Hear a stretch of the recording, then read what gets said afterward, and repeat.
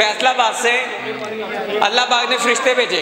उन्होंने हमें देखा, हम लोग चाय वगैरह बना रहे थे, तो उन्होंने हमारी हौसला अफजाई की। आप यकीन करें वो हमें 10-10 हज़ार रुपये हमें ईद दे के गए हैं। इन्होंने अब लोगों को आटे के ट्रक के मगर लगा दिया है। स्कूल के टीचरों की तरह आवाम को समझाया है, एक्सपोज किए हैं लोगों को। ये आइन की बात आप अदालतों में बैठ के भी कर सकते थे। आपको ये तमाशा लगाने की क्या जरूरत पड़ी थी कि आप वहाँ पर।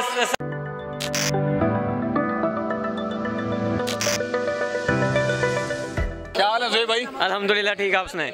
यार ये आप जब से रमज़ान शुरू हुआ है, मेरे ख्याल से शायद 1-2 दिन पहले से आप चाय बना के यहाँ बांट रहे हैं, क्यों? देखें, बिस्मिल्लाहिर्रहमानिर्रहीम, चाय जो है हम खान साहब के मेहमानों के लिए हम यहाँ पे बनाते हैं डेली।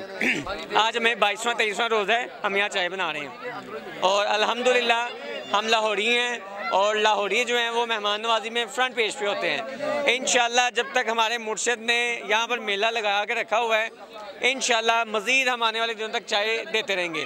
अच्छा, आपको मैं एक इंटरेस्टिंग चीज़ भी बताता हूँ। आज परसों फैसलाबाद से अल्लाह पाक ने फरिश्ते भेजे। उनका नाम है डॉक्टर आकिफ़। डॉक्टर आकिफ़ फैसलाबाद से अपनी टीम के साथ आए। उन्होंने हमें देखा, हम लोग चाय वगैरह बना रहे थे और डिस्ट्रीब्यूशन भी करने लगे थे अभी हम। उन्होंने हमें एक साइड पे बुलाया, उन्होंने पूछा आप ये कब से कर रहे हैं, हमने आपको शायद देखा भी है। तो उन्होंने हमारी हौसला अफजाई की। आप यकीन करें वो हमें 10-10 हज़ार रुपये हमें ईद दे के गए हैं, जो मैं आप शायद आप यकीन नहीं करेंगे। मेरी ईद कितनी है वो अगर आपको सुन रहे हैं तो आपकी ईद वो आपको पहुंच जाएगी। डॉक्टर आकिफ़ साहब को मैं अप्रिशिएट करता हूँ कि उन लोगों ने हमारी हौसला अफजाई की और जो उन्होंने हमें डॉक्टर साहब मेरी तरफ से थैंक यू। डॉक्टर साहब थैंक यू आपको, हमारी टीम को जो आपने ईद दी उनकी तरफ से भी मैं आपको शुक्रिया अदा कर रहा हूँ। अल्हम्दुलिल्लाह हमने शॉपिंग भी नहीं करनी ईद की, अपनी शॉपिंग की जो हमने पॉकेट मनी सेव की हुई थी उससे भी हम चाय बना के देंगे। जो डॉक्टर साहब ने ईद दी है आज उसी से चाय बनी है। ये आपकी ईद से चाय बनी। डॉक्टर साहब अल्लाह पाक आपके रिज़्क़ और कारोबार में बरकत अता फरमाए। फंटास्टिक क्यों है? ये डॉक्टर साहब की वजह से फंटास्टिक है। ज़ुहैब साहब, मैं वैसे यही सवाल करना चाह रहा था कि आपको चाय का फंड कहाँ से आता है? जाहिर बात है कि 2-4 कप की बात नहीं है, यहाँ पे सैकड़ों कप बना के आप दे ही जा रहे हैं। तो वो तो खैर आपने डॉक्टर साहब का नाम ले लिया आज से, इससे पहले कौन कर रहा था? जी, इससे पहले मेरी जो मदर हैं वो कुछ मेरी अपनी पॉकेट मनी है, मेरी सैलरी आती है, मैं जॉब करता हूँ तो अपनी सैलरी भी मैं यहीं इन्वेस्ट कर देता हूँ क्योंकि मेरी आदत है और मुझे खुशी होती है। मैं समाजी कारकुन हूँ, सोशल वर्कर हूँ कि मैं अपने मेरे पास जितनी भी पॉकेट मनी है मैं अच्छे काम में लगा दूँ, मैं अच्छी फलाही कामों में खर्च कर दूँ। तो मुझे बड़ी खुशी महसूस होती है कि जब मैं अपने 1 रुपया भी मैं खर्च करता हूँ किसी अच्छे काम में, मुझे दिल को सुकून मिलता है। मुझे रात को बड़े सुकून से नींद आती है जब मैं अपने पैसे को इस तरह के नेक काम में खर्च करता हूँ। मैं, मेरे भाई है, ये मेरे दोस्त हैं 2-3, हम सब डेली थोड़े पैसे डालते हैं और 10 दिनों से जो है ना हमारे कुछ दोस्त हैं जो कंट्रीब्यूशन कर रहे हैं, वो भी कंट्रीब्यूशन कर रहे हैं। सबकी मेहनत की वजह से, सबकी कंट्रीब्यूशन की वजह से अल्हम्दुलिल्लाह आप और मैं और बाकी सब लोग चाय पी रहे हैं यहाँ पे। तो ज़ुहैब भाई, आपकी बातों से मुझे एक ये भी बात मिली है देखने को, सुनने को या सीखने को कि जिन लोगों को नींद नहीं आती वो मेडिसिन लेते हैं या स्लीपिंग पिल्स लेते हैं, उनको भी मेरे ख्याल से चाय बना के बांटनी चाहिए। उन लोगों को चाहिए आप वो चाय बांटे या ना बांटे, वो हमारे साथ हमारे काफ़िले में शामिल हो जाए। अल्हम्दुलिल्लाह उनको भी मज़ा आएगा और हमें भी मज़ा आएगा। और खान के जो मेहमान हैं वो तो वैसे इंजॉय कर रहे हैं ज़ुबान पर करके। अच्छा, आज जो है वो शहबाज शरीफ साहब तकरीबन नाअहल होने के करीब है, क्या लगता है? देखें, शहबाज शरीफ साहब को तो बड़ी देर पहले नाअहल हो जाना चाहिए था क्योंकि पाकिस्तान की जो आवाम जो हालात हो गए हैं, 500 रुपये वाला आटा 1150 रुपये का आटा है और पहले महंगा था, अब सस्ता हो गया और वो भी नहीं मिल रहा। जो ये पहले आपने कहावत सुनी होगी, ट्रक की बत्ती के मगर लगा देते, इन्होंने अब लोगों को आटे के ट्रक के मगर लगा दिया है। ट्रक की बत्ती को तो अब पुराना कर दिया ना इन्होंने, वो तो रिमूव हो गया है मुहावरा नया आ गया। इन्होंने आटे के ट्रक के पीछे वाम को लगा दिया है। 8 से 9 शहादतें हो गई हैं आटा लेने के चक्कर में, और आटा भी वो दे रहे हैं जो यूक्रेन से सस्ती गंदम खरीदी है उसको ग्राइंड करके ये लोग आटा दे रहे हैं। अब आप अंदाज़ा करें क्या हमारी कौम तरक्की करने की बजाय आटे के तोरों की लाइनों में लगी रहेगी? देखिए, हम खुददार कौम हैं, हमारे पाकिस्तानी अल्हम्दुलिल्लाह खुददार हैं।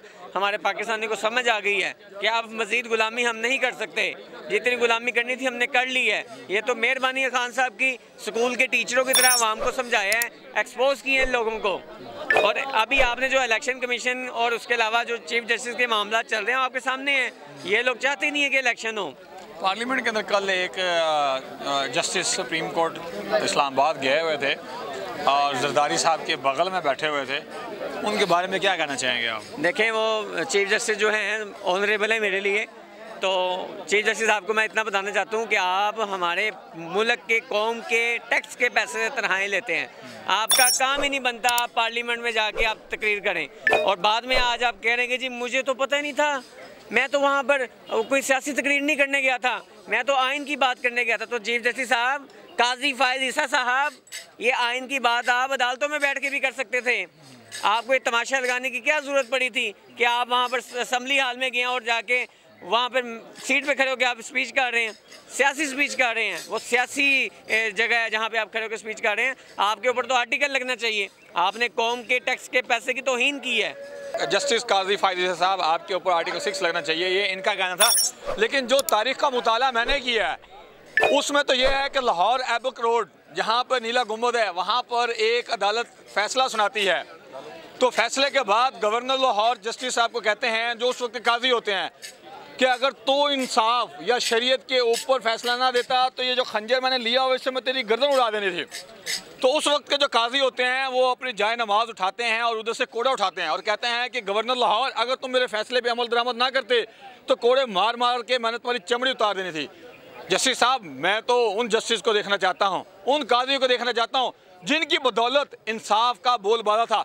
जस्टिस साहब, अगर आपने तारीख पढ़ी हो तो आपको मालूम होगा कि जब पूरी दुनिया अमेरिका को नहीं जानती थी तो तब पूरी दुनिया के अंदर मशहूर था कि हिंदुस्तान एक मुल्क है और यहाँ के हुक्मरान बड़े आदिल हैं। अदल जहांगीरी के ऊपर जो कुतुब लिखी गई थी तब अमेरिका को दुनिया नहीं जानती थी। जब यहाँ पे औरंगजेब आलमगीर का दौर था, दुनिया की 27% GDP हमारा हिंदुस्तान बड़े सगीर देता था, जिसे आज पाको हिंद कहा जाता है। तब अमेरिका गुलामी के अंधेरों में जिंदगी गुजार रहा था। तब वो लोग तरक्की उन्होंने हासिल की इंसाफ की बुनियाद पर, और हम जिनका मजहब इंसाफ की तलकीन देता है आज वो इंसाफ के मुंतज़िर हैं। जस्टिस साहब, मैं वो तारीख का मुताला करके आपको यकीन दहानी कराना चाहता हूँ, अगर आप वैसे फैसले करेंगे तो पूरी कौम आपके साथ खड़ी होगी। अगर आप सियासतदानों की गोद में बैठेंगे तो फिर वही हाल होगा जो इस वक्त लेबनान का, बेलारूस का, इराक का, मिस्र का, लीबिया का और श्रीलंका का हो रहा है। फिर वही हाल होगा रूस के अंदर। फिर आवाम नहीं देखेगी कि चीफ जस्टिस 21वें ग्रेड का ऑफिसर है या कोई जनरल 21वें ग्रेड का जा रहा है या कोई ब्यूरोक्रेट 21वें ग्रेड का जा रहा है। फिर वही हाल होगा जो वहाँ पे हुआ है। इसके साथ मुझे इजाज़त दीजिए। बहुत शुक्रिया। अल्लाह हाफिज़।